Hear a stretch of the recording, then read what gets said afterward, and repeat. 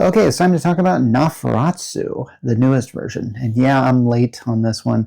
I know. Kind of on a horror kick this week, so all five of these movies I'm going to be talking about, doing my rants, will be horror movies. Or at least have some horror elements in them. In this case, for Nosferatu, I mean, it's the ultimate horror movie. I don't really know much about this thing. I never saw the original, was it 20s film? The silent film that some people say is very scary, and probably is. But man, I don't know. I never saw it. I'm actually told that they did that story because they couldn't get the rights to Dracula or something like that. And I don't know if that's really true because here's the thing. At the end of Nosferatu, and this is not a spoiler, there's a credit saying like based on the something by this, but then it also says Dracula by Bram Stoker. So I'm kind of going like, so you gave Dracula, the author of Dracula, a credit in this film? So this must be a Dracula story, eh? And I've never read the original story, and honestly, I mean, there's been so many movie versions, I could probably pick one. I think I started the Francis Ford Coppola one, but never finished that one. Anyway, but Nosferatu is a good movie. I know it took me like over a minute to even say that, but trust me, it is.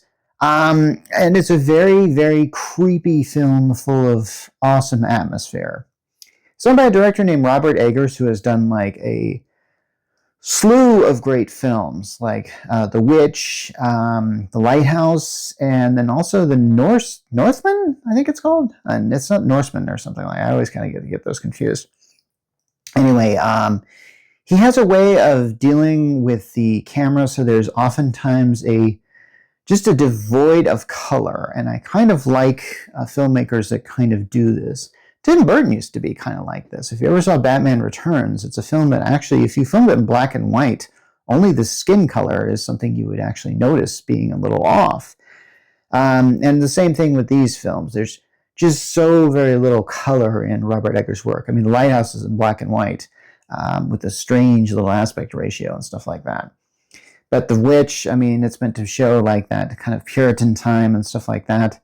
And this one takes place somewhere in, I don't know, 1800s England, and starts with a girl who's sort of, I'm not really certain, this is one of these films where I had to look up as far as the plot is concerned, because I kept going like, okay, so what's happening now? And I kind of went like, how do we get to this point? So basically the main character in this thing, and I don't really remember her name, I think she's played by Lily Rose Depp, so Johnny Depp's daughter, and I'm told does a good job, and I agree. I think like she did a great job to this film.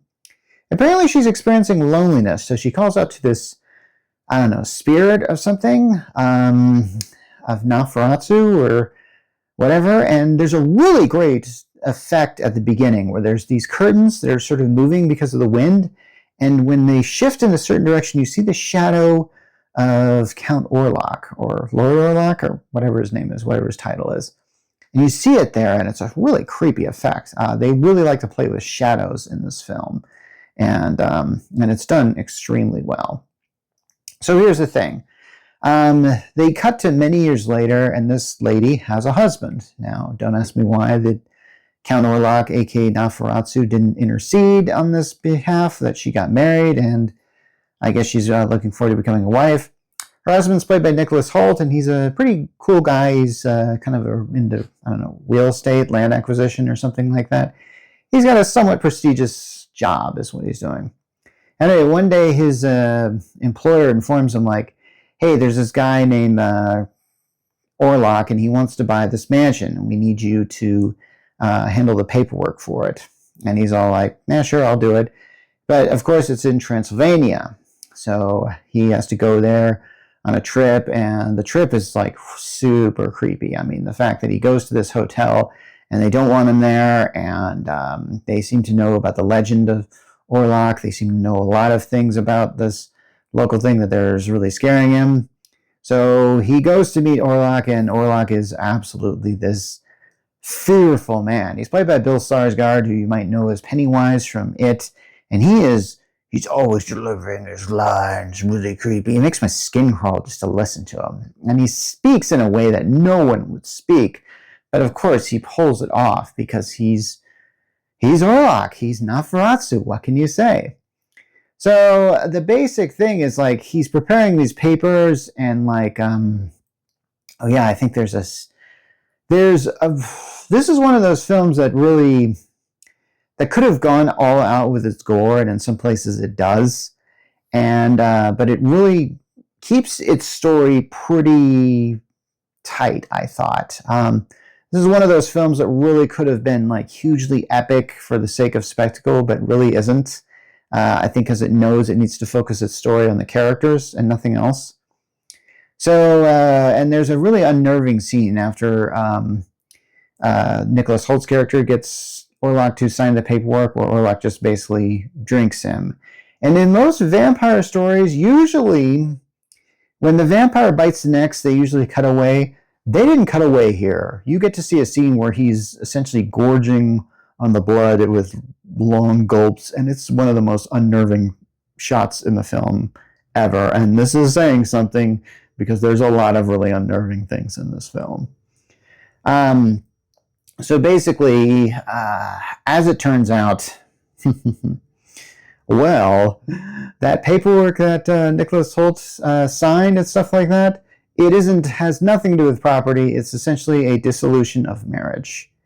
And so what essentially is happening is that Orlok is tricking Nicholas Holt into dissolving his marriage so Orlok can have his wife for himself. Now, what does Orlok plan to do with this? Is he planning on doing world domination or something like that? Or is he just looking for ways to feed? Honestly, there are a lot of questions in this film that kind of remain unanswered. This is one of those times where you have to go, he's evil, okay? That's just it. I mean, do we need a motivation? I'm not really certain what the motivation is here.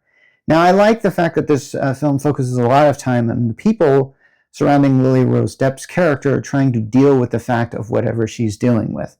And as it turns out, she has a sister who has 2 children. And I didn't expect this, but I get into spoilers, but Orlok kills him. I didn't expect him to kill the children. Normally, in most American movies, you don't see children get killed. This one, you do.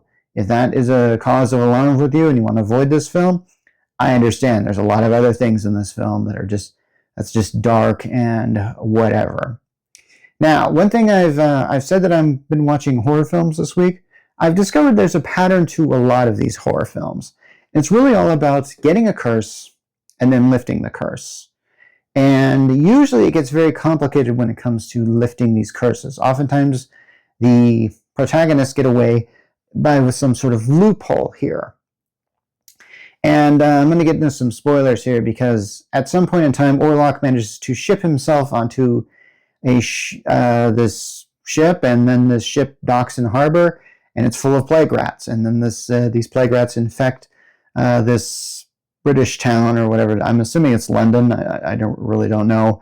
Yeah, and this causes just a bunch of chaos to erupt. So during this time, they're going to Nicholas Holt's character goes to kill Count Orlok, but he ends up killing essentially Orlok's servant, and because apparently that Orlok has a servant who's really into just doing things for him because he's that way, I guess. Again, motivation, not really certain. So this leads to the ending, and this is where I'm going to get in spoilers. I did not expect this film to end as it did. This is one of those films where I expected it to end with just absolute dread and that Orlok was going to take over the world. What I got was actually even more sad because in the end, the main Lily Rose Depp's character sort of submits to Orlok. But she does it for a reason. And the reason is somehow to, I'm not really sure, fulfill a prophecy or something like that. But she manages to get with him before a certain time. And when that happens, Orlok sees the sun, and then the sun kills him. And you get the feeling like there's kind of like this thing that maybe he really expected this all to happen, or this is how he expected this to play out. It's done in such a horrific way, but at the same time, very cathartic, I guess, is probably the right word. Maybe. Anyway, I'd recommend this film if you like horror films, if you like Dracula or any vampire myths. You might like this one. Anyway, it's Mark from the Geek Church, signing off.